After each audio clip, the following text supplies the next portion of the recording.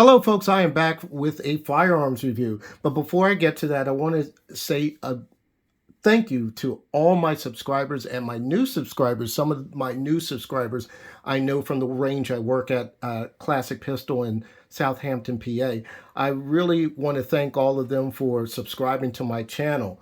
And about 10 days ago, I did a video called My Top 3 Firearms Traded In, and the results came in overwhelmingly. I'm really happy about this, and I appreciate everybody for this. And these results right now are 54,000 views, 1.3 thousand likes, 406 comments, and it's still growing at this point. And I really appreciate all those people who commented, viewed it, liked it, whatever. I'm really flattered by all of this. So right now, I'm going to get to the subject at hand. It's regarding my review of the HK USP45 Elite. Now, I did a teaser photo earlier today to get people to guess what firearm it was going to be, and a lot of them went USP, and they were correct. So let me start with the caliber. My favorite caliber is 45, so that's what this is in. 45 ACP, and I'm going to show clear on this right now so the YouTube gods don't get upset. And it is a empty firearm and safe to talk about, as well as the HK45 right there. It is empty as well. So this is going to be on the USP45 Elite. It does have a 12 round capacity. Magazines can be in the let's say the range of 10, 12, and also they do have an 18 round magazine, which I'm going to probably try to get. The sights on here are going to be target sights. See if I can get that focused a little more. Target sights that are adjustable, and they're all blacked out because it's considered basically a competition or a target firearm. But we'll get back to the target sights momentarily. The width is going to be 1.73 inches. The height on this is going to be 5.8 inches. The sight radius is going to be it's 7.48 inches. The barrel length is going to be 5.19 inches. So it's roughly going to be close to 6 inches. Also, the twist rate of that barrel, if anybody's interested, is 15.98 inches. The overall length of the firearm is 8.70 inches. And also, it does have, if you look at this frame on here, it does have its own proprietary rail. This is what they've done. It's probably late 80s, early 90s. So HK had their own little proprietary rail. So it's not Picatinny rail. I'll talk about that a little bit more. And also, that does have a loaded chamber indicator right here on the side. You might notice that from the VP9s where they have the loaded chamber indicators. As also, it does have a paddle. It does have the safeties right here, decocker. This can go in cocked and lock mode, like if you're like me, I'm a 1911 fan. And you can also decock it down in a safe position. And this is also a double action, single action. I'm not sure if I mentioned that earlier. So the first pull is going to be a long pull, and the single action pull is going to be very short. I'll get into poundage momentarily. Also, I did mention that, I'm not sure if I mentioned that this is a paddle magazine release. Some people like these, some people don't. And I'm going to bring up the HK45 just to show you a little bit of difference. This is a paddle magazine release as well. I don't have the magazine in here at this time because this is my nightstand firearm. It's my nightstand firearm that I use for the bump in the night. So I had to unload that. I don't put any any live ammunition on my videos.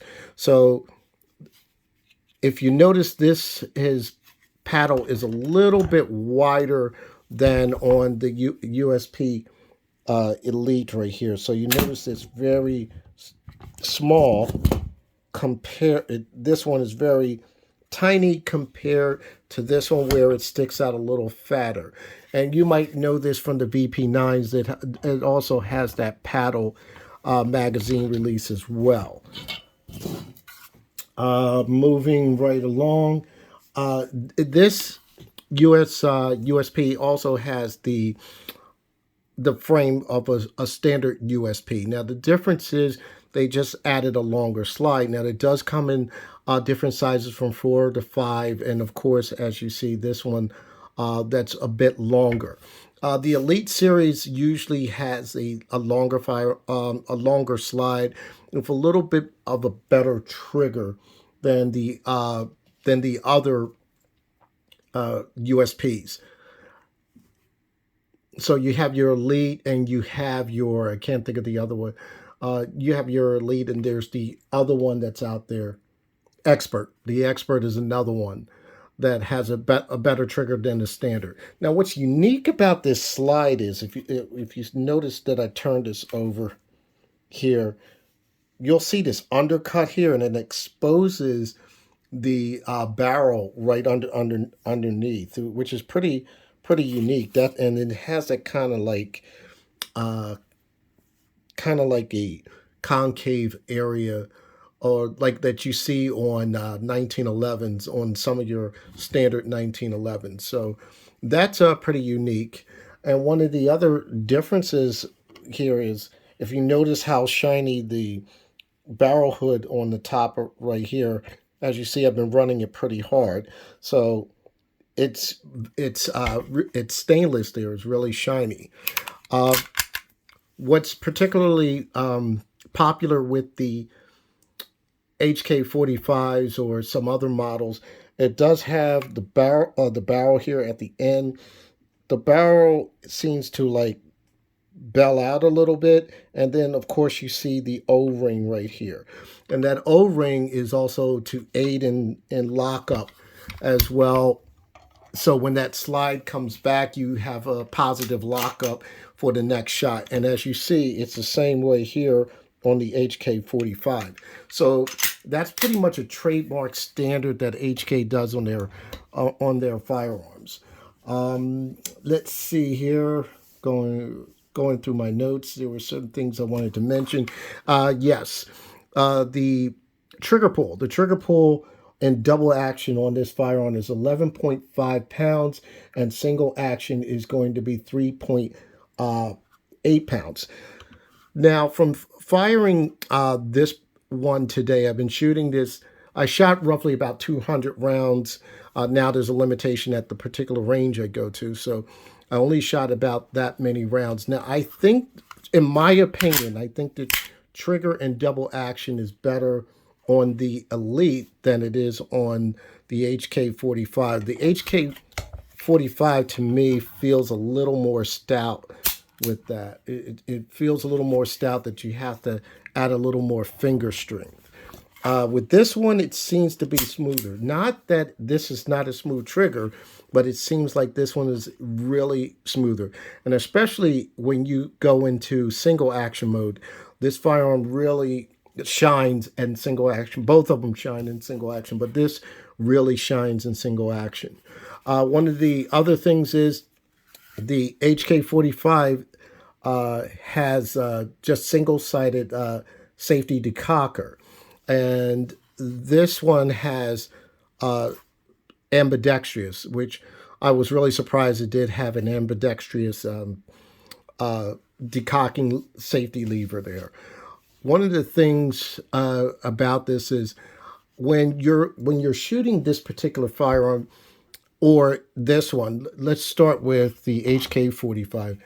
When you're shooting this, and you have to sort of change your grip a little bit. Now, a lot of people are complaining with the HK45 that if you're trying to do thumbs forward, under recoil, it tends to flip up, and you can either lock it onto safe, or if you try to run this like a 1911, you can, while it's in recoil and go into single action, you can inadvertently knock this into double action. Now, and I have done that with this, so I had to change my finger placement a little bit. So I used to try to hold it not on top because that would knock it in, and then I tried it on the side, that wouldn't work. So I kind of put my thumb here and smash it with my support hand. I don't like to hold it this way. I feel as though there's too much flip. So with the USP Expert, I tried different positions, and I like the way that I can put my thumb and just rest it on the side, not on the top, but like on the side, but pushing right here. And I had no problems with it jumping into double action or single action, but inadvertently. So I was able to do that. Now I'm working on support hand placement. So a lot of times with firearms, I like to use my thumb and put it on the rail. So I've been experimenting using my thumb on the rail or move it back towards the slide lock. So I think I shot more this way because I like to have my my support hand thumb forward like this. But I might experiment on the next range session to see what would work for me. I'll figure it out. One of the other things with the blacked out sights, I think I'm going to put a little bit of red paint on the front sight right here. I might have to do that. It's not a bother. I can see my targets very well, but I think I'm going to have to do that because everything is just blacked out right here. Now, one thing about the sights, I was shooting this and did not realize that the sight was off. So if you look here, the adjustment that is towards the center big hash mark there, and then you have the rear smaller one. So the rear smaller one was over 2 clicks. So I was shooting a little bit too much to the right. So I adjusted it to the center hash mark and everything was dead on. You'll see that in the targets when I show that to you. This firearm is a very surprising and very amazing firearm to shoot. And one of the other features I forgot, I just noticed by looking, it does have a trigger stop. I don't know if you can see that right in here. So there is a trigger stop right there. It's adjustable. So when you want to decide whether or not you want to put your trigger stop here, I don't think I'll have to do it, but I will play around and see and do some more experimenting to see if I need to make a trigger stop adjustment. One of the other things that the only negative I want to say about this firearm, and this is a negative towards basically HK's 45 version. I think they need to make a better texture for the grip. Now, remember, this texture was out since the 80s and 90s, and this was more of the classic look and feel at that time period, just like the rail here is from that, pretty much from that time period. And I think I needed a little more texture because under firing, I think it was a little bit more flippier, where I lost a few shots because I didn't have a firm enough grip. I tightened up on the grip like a vise, but this will definitely get some Talon grips placed on this. And as you see, I have Talon grips on this one. I'll probably will put the Talon grips that are granulated. Let me show you my first shots. First shots right here toward the center up. This is roughly about 10 yards. And again, it's creeping over. So a little bit further, from 10 to 15 now, you can see that the shots are really crept over to the right. Now, a lot of this right here is my hand slipping because my hands were getting sweaty, so that's therefore the Talon grip. Try for center shots here. Did pretty well, but not like I want to. Again, a little bit especially right in here. That was a slippage of the firearm. So it kind of like when you don't have a proper grip and you hit the trigger twice. So that was another situation. And here's the last one. And here's where you really see where the grip is, my grip was not properly set. And this is where you see where more slippage. But once I got it down to a science, and once I did some adjustments on the rear sight, before this target got obliterated, I can just hold the my sight picture exactly in the center, regardless of whether the sights were blacked out. And then again, I'm playing at longer longer distances and yards. I'm trying to expand shooting to 15 to 20 to 25 yards now. But I do have the PPQ45, and that was a firearm that I took every on every range session. So it got beat out now, so it's going to be retired. This will go with me on every range session, regardless of what if, even if I have another 45, I will be shooting this at every range session, and I'll let you know how I feel about what's going on with this, and I'll let you know what's going on with the Talon grips as well. Other than that, folks, I'm really like this firearm a lot.